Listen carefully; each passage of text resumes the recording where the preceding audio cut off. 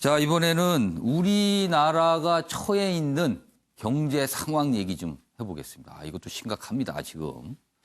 국민일보입니다. 중국, 삼성과 SK 하이닉스 불러서 미국에 협조된 응징, 이렇게 위협을 했다고 합니다. 이거 어떡하라는 거죠? 그러면은. 여기 보시죠. 미국도 우리 기업에 화웨이 배제 요구, 미중 이제 글로벌 기업들에게도 돈 없는 거친 협박으로 줄 세우기를 하고 있다. 그러니까 내 편에 설 것인지 저쪽 편에 설 것인지 판단하라 이겁니다. 근데 기업이 무슨 죄가 있나요, 지금? 다음 기사 보시죠. 자, 중국, 한국 기업 협박, 미국은 청와대 압박. 뭔가 박을 하고 있습니다. 박. 뭐 누른다는 거죠, 지금 계속.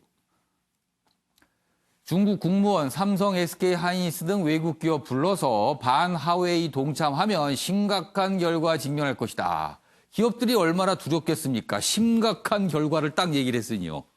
우린 경험이 있죠? 사드 논란 때. 자, 이쪽으로 가겠습니다. 미국 국무부 청와대에 화웨이 장비는 안보와 무관 논평에 대해서 반박을 했습니다. 그러면서 동맹국 네트워크 취약하다면 기밀 공유 문제 재평가해야 된다. 이것도 뭔가 또 우리한테는 좀 살짝 부담이 되는 또 얘기가 나온 거예요. 자, 이렇게 지금 우리 경제가 처해 있는 상황인데요. 일단 최영철 편집위원. 아니, 이거는 저 윤기찬 변호사께서. 우리 기업 어떻게 하라는 겁니까, 그럼 이거? 그리고 정부에서는 청와대 입장은요, 어제 청와대 관계자가 뭐 그 문제는 기업이 알아서 할 일이다 했어요. 그럼 어떻게 하라는 겁니까? 우리 기업이 이제 중국에 수출하는 부분이 상당히 크죠. 예. 중국 수입량의 뭐 한 9% 이상 차지하는 것 같은데. 예. 어쨌든 저희가 중간재를 수출하고 있기 때문에 예. 그 말은 뭐냐면 중국 입장에서도 우리로부터 수입이 불가피한 면이 좀 없지 않아 있습니다. 예. 다만 미국의 수출은 이제 완제품 위주의 수출이고요. 양측 다 FTA를 맺고 있기 때문에 그 부분은 좀 차이가 크게 없지만 예.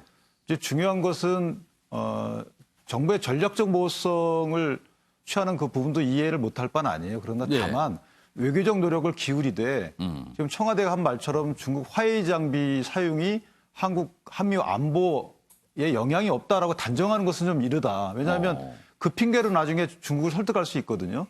나중에 우리가 보니까 이게 안보에 이런 취약점이 드러났다라고 하면서 돌파구를 찾을 수 있는 하나의 기회였는데 예. 이 부분이 이제 안보에 영향이 없다고 단정하다 보니까 예. 그럼 이렇게 하다가 나중에 어떻게 돌파구를 찾을 것인지에 대한 걱정에 앞서고요. 정부도 고민이 클 겁니다. 다만 지금 정부가 대책을 내놓은 것이 이낙연 총리 지시하에 지금 TF 하나 만들어 놓은 것뿐이 예. 없어요. 그다음에 강경화 장관은 지금 헝가리 가 예. 어디 또 다른 나라 가 계시던데. 예. 그래서 이 부분은 외교적으로 어떻게 풀어가고 있는지에 대한 이 기업에 대한 설명도 좀 필요하고요. 어쨌든 원칙은 정해야 된다. 예. 예를 들면 한중 간 미국과 중국 간의 이런 무역 분쟁이 해결됐을 경우에 예. 그 위에 닥칠 그러니까 해결돼서 끝나는 게 아니고 예.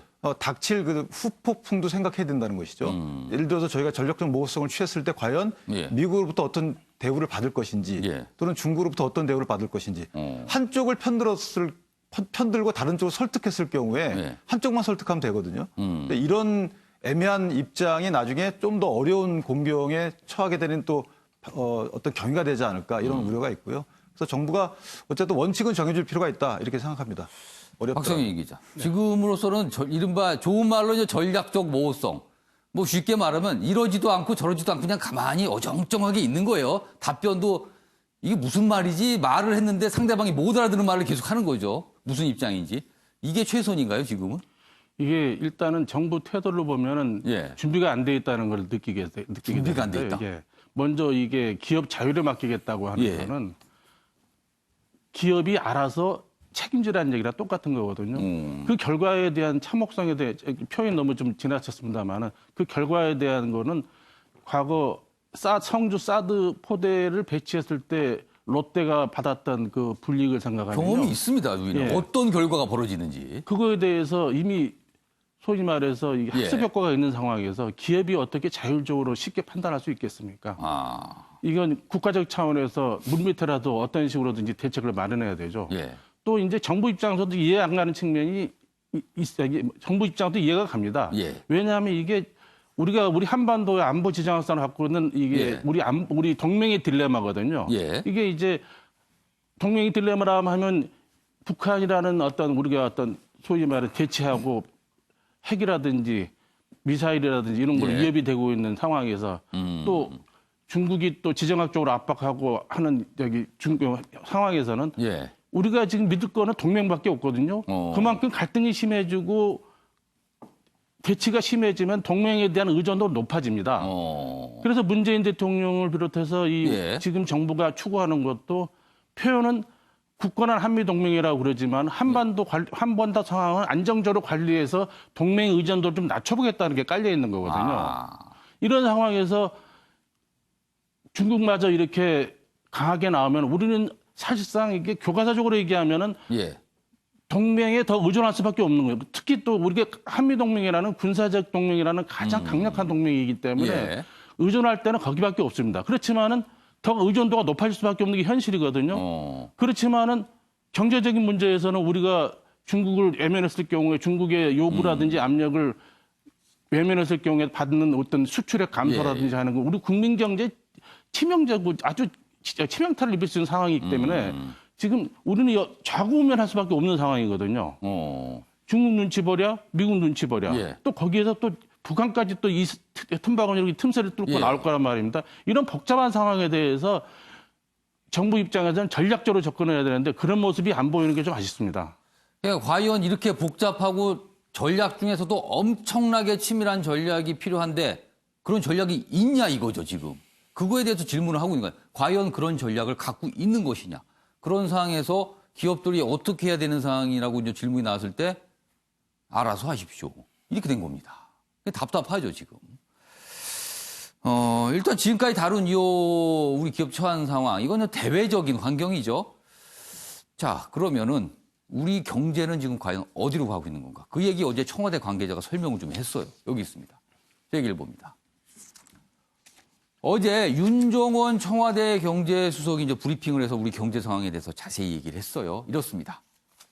경제 하방 위험이 심화되고 있다. 대외 여건 불확실성 커졌다.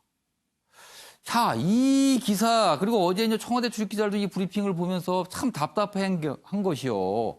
방금 우리 기사 소개해드렸죠. 대외 여건 불확실한 거 세상이 다 합니다. 지금요. 다 알아요. 더 이상 불확실할 수가 없습니다. 그런데 이제서 이 얘기를 한 거예요. 불확실해서 이거 안 좋다. 경제 나빠질 수도 있다. 이 답답한 노릇입니다. 지금. 여기 보시죠. 청와대 뒤늦게 경제위기 가능성 인정. 경제수석 원인은 또 외부 요인 탓으로 돌렸다. 그래서 정책 수정이 아닌 재정 확대. 그러니까 돈을 더 풀어야 된다. 이런 쪽을 대안으로 제시를 했어요. 또 여기에 이제 또 쟁점이 생긴 겁니다. 그러니까요. 그래서 여러 가지가 있는데 일단 그럼 어제 윤종원 수석의 청와대 브리핑 영상으로 확인해 보겠습니다. OECD와 또 주요국들 미국과 중국과 유로존의 경기가 대체로 2018년도를 기여로 해서 하방 이렇게 하락하는 그런 추세적인 움직임에 있습니다. 이런 세계 경제의 둔화와 함께 우리 경제의 성장세도 하방 위험이 커졌습니다. 그 원인을 분석해 봤는데 대외 여건의 영향이 한 60, 70% 그래도 가장 컸고요. 또 한편으로 지방 정부의 중심으로 한 재정 집행이 부진한 영향들도 있었습니다. 예를 들면 자, 이제 청와대에 진단이 나온 거예요. 그럼 진단이 나왔으면 그걸 해결하기 위한 해법이 얘기가 돼야 되는 거죠, 일단. 자, 최영철 편집위원. 정부 입장이나 청와대 입장은 재정 확대, 이제 돈을 좀 더 풀어야 된다. 그래서 추경 얘기도 강조하는 게 그런 맥락이거든요. 그쪽을 보고 있는데 과연 지금 기존에 왔던 경제정책 방향을 수정해야 되는 것인가? 아니면 재정 확대로 계속 가야 되는 것인가? 어떻게 보세요? 아까 이상훈 부장님께서 아까 사건 기사들을 접하면서 인간이란 무엇인가에 대해서 화두를 던지셨는데 저는 요즘 문재인 정부 들어서 제가 가장 느끼는 것은 과연 국가란 무엇인가에 대해서 저는 생각을 많이 하는데요. 무엇인가 질문이 계속 나오는 거군요. 그렇죠. 국가란 무엇인가? 국가가 지금 우리에게 해줄 것이 무엇이고 예. 국가가 내일 해줄 것이 무엇인지에 대해서 고민이 있느냐에 대해서 굉장히 심각한 고민을 하지 않을 수 없다는 것이죠. 지금 국가가 예. 지금 특히 우리 대한민국이라는 국가는 예. 청와대 중심의 국가이기 때문에 예. 청와대가 무엇을 하는지 온 국민의 시선이 집중돼 있죠. 근데 지금 청와대가 무엇을 하는가를 보면서 예. 우리 국민들이 청와대가 화웨이 사태를 해결할 수 있고 예. 그리고 우리 안보 불안을 해소해서 결국 우리가 평화로운 나라를 일구어가고 우리 아까 뭐 민경욱 대변인 뭐 천렵질 이런 얘기도 했지만 국내 갈등을 해소해서 정말 우리가 안정된 삶을 영위해 갈 수 있을 것인지에 예. 대해서 우리가 청와대를 보면서 과연 얼마만큼 많은 국민들이 거기에 대해서 안심하고 수긍하는지에 대해서 근본적 의문을 가지지 않을 수 없다는 그래서 것이죠. 국가란 무엇인가에 대한 질문을 하게 된다는 거죠. 그렇죠. 지금. 과연 국가가 지금 우리가 예. 경기가 너무 나빠서 예. 힘이 든데 이 경기를 좋게 해서 우리 주머니를 좀 두둑하게 해줄 수 있는가에 대해서 정말 많은 사람들이 질문을 한다는 것이죠. 제가 최근에 국내에서 가장 큰 기업들의 그 임원들하고 예. 얘기를 해보니까 그분들의 생각은 하나같이 그겁니다. 예. 이 정부가 예. 기업 자유를 주지 않고 결국 기업이 뛰놀 수 있는 환경을 주지 않고 예. 어떻게 나라를 부강한 나라로 이끌어 갈 수 있을 것인지에 대해서 정말 우리는 심각하게 고민을 한다. 예. 정부가 계속 소득주도 성장, 주 52시간 근로제 예. 이런 규제 위주의 어. 정책만 가져간다면 예. 우리 기업은 솔직히 정말 장사를 열심히 하고 싶은 생각이 없다.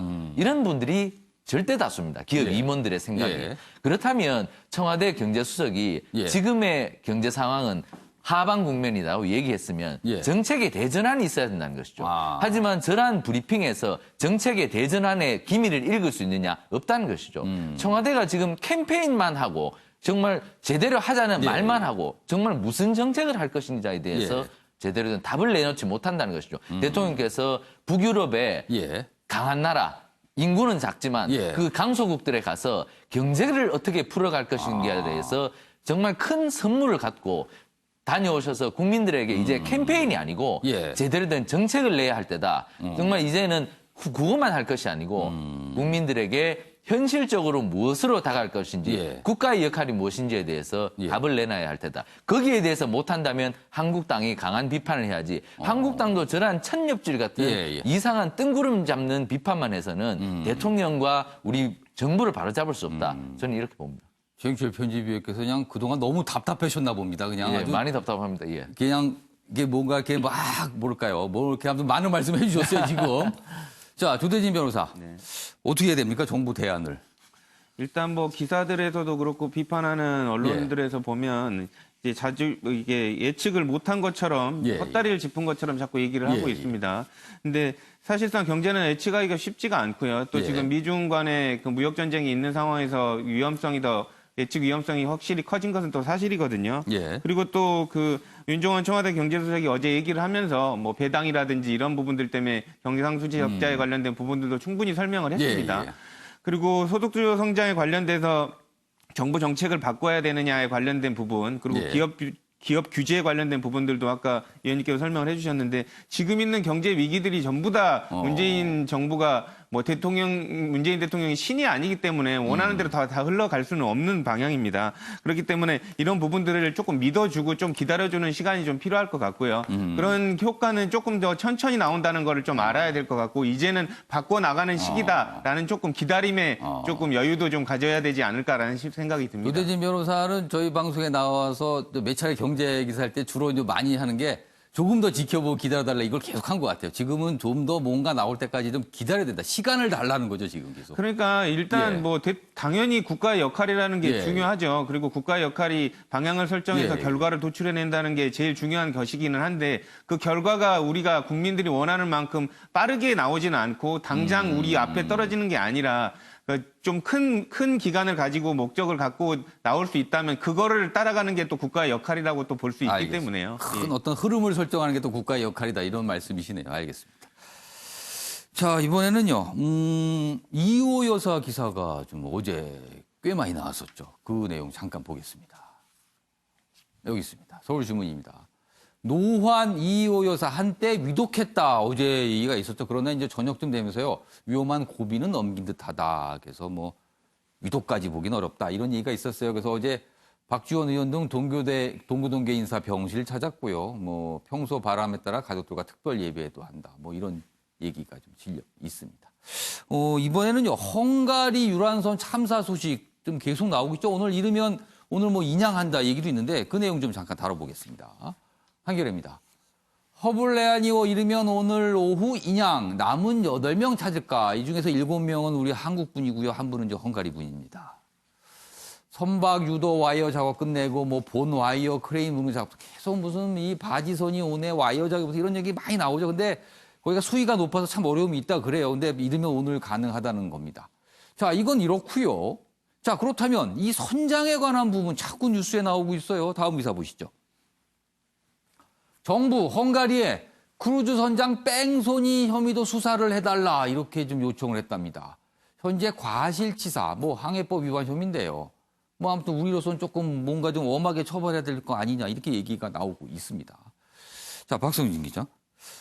지금 보도 나오는 거에 따르면요, 그 문제를 사고를 일으킨 그 바이킹식인 그 배가 사고 흔적이 남아 있었거든요. 근데 그게 페인트 칠이 돼서 없어졌다.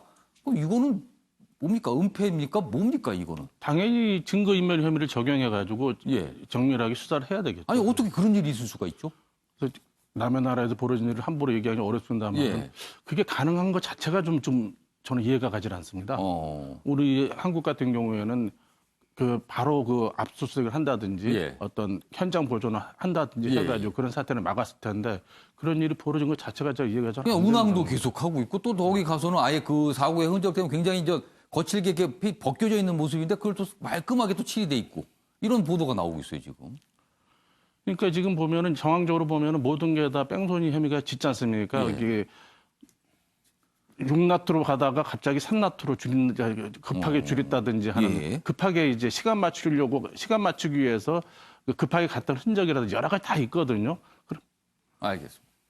윤기찬 변호사, 이런 선박 관련 뺑소니면 우리 같은 경우는 얼마나 처벌받아요? 형량이 셉니다. 만약에 사람이 죽거나 다치면 무기에서 5년 이상이거든요. 그럼 이 경우에 적용이 돼 있고 만약에 이게 우리나라에서 한국법이 벌어졌다면 적용되면 그렇습니다. 이게 이제 저희가 석인주의라 그래서 우리나라 국민을 상대로 한 범행의 경우에도 한국법이 적용될 여지가 있거든요. 그렇게 되면 무기 또는 5년 이상 유기징역입니다. 원래 수색 구조법에 따라서 조난구조 신호를 받거나 아니면 그 야기한 원인을 제공한 사람은 구조하게 돼 있거든요. 근데 이분은 지금 그 배에서는 구명조끼 하나 던져졌나요? 그 이후에는 구조 활동이 전혀 없는 걸로 보이기 때문에 적용 가능합니다. 알겠습니다. 자, 오늘 뭐 인양 소식 한번 기다려 보고요. 자, 이번에는요, 사진 속에 담긴 사연을 들어보겠습니다. 김유진 아나운서가 전하는 이슈컷 보시죠. 이슈들을 사진으로 살펴보는 시간 이슈컷입니다. 첫 번째 이슈 태그는 3D 프린터입니다. 여러분, 이 건물을 3D 프린터로 지었다면 믿으시겠습니까? 중국의 이 5층짜리 아파트는 세계에서 가장 높은 3D 프린팅 주택입니다. 초대형 3D 프린터로 자재를 만들고 조립해 완성한 건데요. 건설 기간은 단 6일, 기존 건설 방식의 절반 값에 지었다고 합니다. 다만 전시용이라 사람이 살진 않는다고 하네요. 두 번째 이슈 태그는 건축 허가입니다. 이곳은 스페인 바르셀로나의 명물이죠. 사그라다 파밀리아 성당입니다. 거장 가우디의 걸작으로 꼽히는데요. 한 세기를 훌쩍 넘겨 지금도 건축 중인 이 성당. 엄밀히 따지면 무허가 건축물이었습니다. 지난 2016년에야 건축 허가가 없다는 사실을 발견한 거죠. 최근 시에선 가우디 사망 100주년인 2026년까지 유효한 건축 허가증을 발급했다는데요. 착공 137년 만에 정식 허가라네요. 마지막 이슈 태그는 수색견입니다. 헝가리 유람선 사고 희생자 수색에 나선 보트에 개 한 마리가 보입니다. 독일이 수색 작업에 지원한 4마리의 수색견 중 하나인데요. 이들은 지진과 산사태 현장 수색 경험이 풍부할 뿐 아니라 수중 30m까지 냄새를 감지할 수 있다고 하네요. 수색 작업에서의 활약을 기대합니다. 지금까지 김유진의 이슈컷이었습니다. 네, 아침의 매일경제 오늘은 여기서 마치겠습니다. 시청해주신 여러분 고맙습니다.